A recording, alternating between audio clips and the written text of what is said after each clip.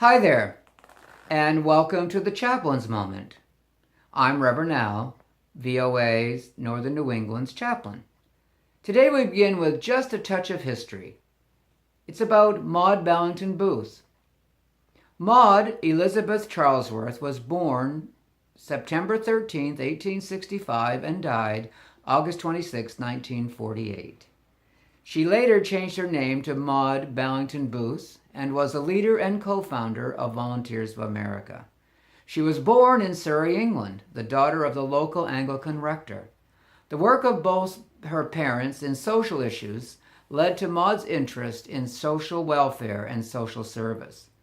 In 1882, she became a companion of Miss Catherine Booth in organizing a branch of the Salvation Army in Paris.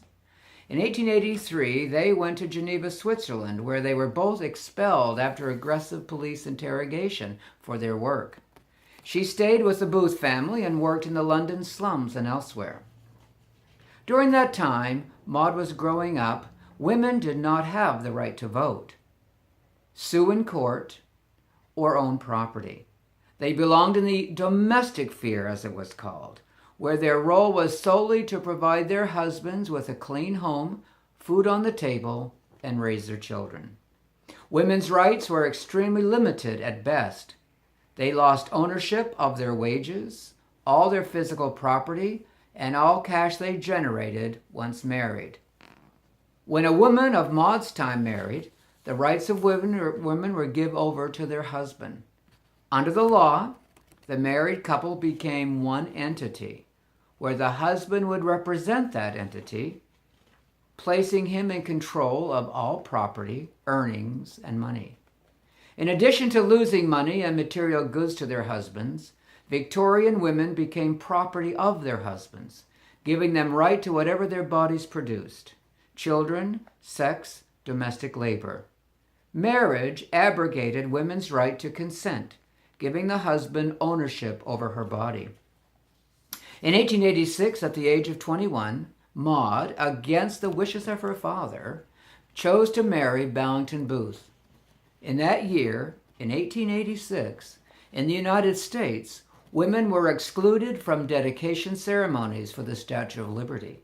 The suffrage amendment reached the House of the U.S. Senate floor that year and was defeated 2-1, just to give you an idea of the tenor in those times.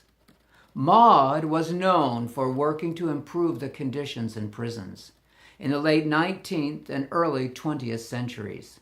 She later toured on the Chautauqua circuit, moving audiences with her vivid accounts of life in prison and calls for reform. All these years later, you and I, together, stand on the shoulders of such strong and courageous leaders. Yet I remind us all, they were not superhuman beings. Maud began helping the neediest of the needy in English slums simply because her conscience would allow her to do none other. She and Balllington had just enough strength to stand out and do what was right. They had just enough courage to follow their path of conscience and compassion, no matter the cost.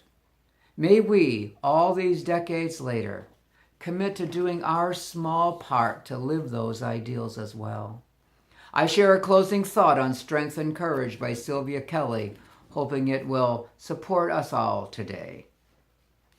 She writes about strength and courage. It takes strength to be certain. It takes courage to have doubts. It takes strength to fit in, and it takes courage to stand out.